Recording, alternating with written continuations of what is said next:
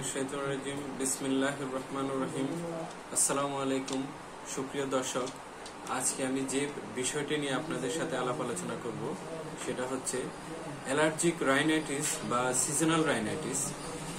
যে সিজনাল রাইনাইটিসে এখন যে বর্তমান সিজন, এই বর্তমান সিজনে সাধারণত যে কোনো বয়সের মানুষ ঠান্ডাজনিত শ্বাসকষ্ট, তারপরে শুকনো কাশি, নাক দিয়ে পানি পড়া, এই ধরনের অ্যাজমা এবং ঠান্ডাজনিত সমস্যায় ভুগে থাকেন।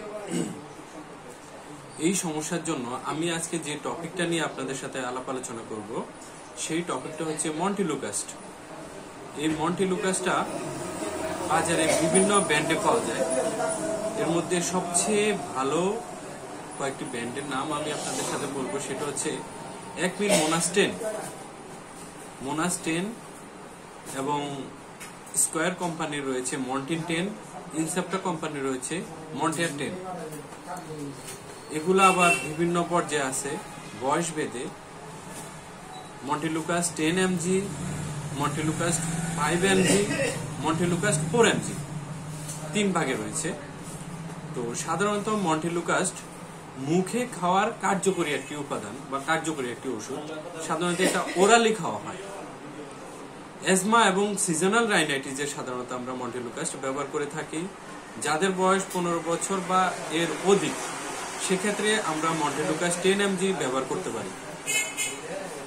আবার যাদের বয়স 6 থেকে 14 বছর, সাধারণত 6 থেকে 14 বছরের শিশু কিশোরদের আমরা মন্টিলুকাস্ট 5 mg ব্যবহার করে থাকি এবং এটা ডেইলি 1 টাইমস। মন্টিলুকাস্ট 10 mgও আমরা যারা অ্যাডাল্ট রয়েছে 15 বছর বা 15 বছরের অধিক, যারা অ্যাজমা বা সিজনাল রাইনাইটিসে ভুগে থাকেন, ঠান্ডা জনিত শ্বাসকষ্ট, সেক্ষেত্রে আমরা বিকাল বেলা বা সন্ধ্যার আগে বা রাত্রে আমরা মন্টিলুকাস্ট 10 mg ওরালি আমরা গ্রহণ করতে পারি, পেশেন্টদেরকে আমরা দিতে পারি। আবার যাদের বয়স 2 থেকে 5 বছর বয়স্ক যে সকল শিশু, সেক্ষেত্রে আমরা মন্টিলুকাস্ট 4 mg ব্যবহার করতে পারি। মন্টিলুকাস্ট 4 mg যখন আমরা ব্যবহার করব, তখন বাচ্চারা সেটা মুখে নেবে, মুখে নিয়ে বাচ্চারা চুষে চুষে মন্টিলুকাস্টটা খাবে এবং এটা খুব সুন্দর। মন্টিলুকাস্টটা সহজেই আমাদের প্রাচ্য এবং এটা খুব সহজেই জিহ্বার সাথে মিশে গলে যায় এবং এটা খাওয়া যায়। যাদের বয়স 6 মাসের কম, তাদেরকে আমরা মন্টিলুকাস্ট ব্যবহার করব না। 6 মাসের উপরে যাদের বয়স আছে, সেক্ষেত্রে আমরা মন্টিলুকাস্টটা পাউডার করে পানির সাথে, ঠান্ডা পানি অথবা নরমাল পানির সাথে আমরা মন্টিলুকাস্ট একটা চামচের মধ্যে গলিয়ে আমরা বাচ্চাদেরকে খাওয়াতে পারি। সেক্ষেত্রেও অ্যালার্জিক রাইনাইটিস এবং সিজনাল রাইনাইটিস, ঠান্ডাজনিত সমস্যায় খুব ভালো উপকার পাওয়া যায়। তো সুপ্রিয় দর্শক, আমার হাতে আপনারা দেখতে পাচ্ছেন মোনাস 10।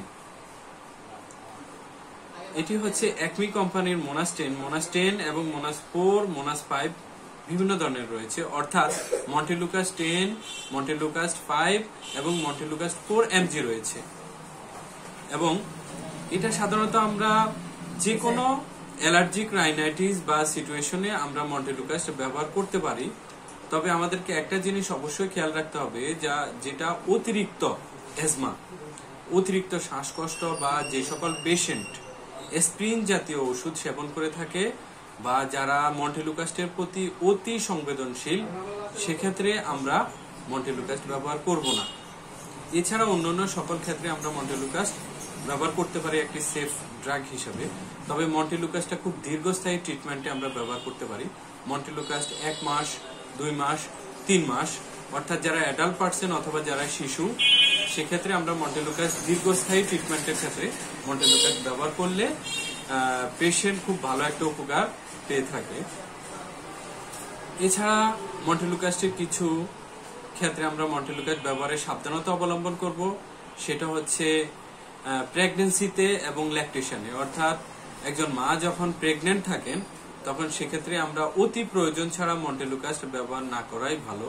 কারণ আমরা বিভিন্ন প্রাণীর ক্ষেত্রে আমরা পরীক্ষা করে দেখেছি, বিভিন্ন প্রাণীর প্লাসেন্টাতে মন্টিলুকাস্ট প্রবেশ করে অর্থাৎ একজন মা যখন মন্টেলুকাস সেবন করে সেক্ষেত্রে বাচ্চার প্লাসেন্টাতে মন্টেলুকাসটি যেতে পারে।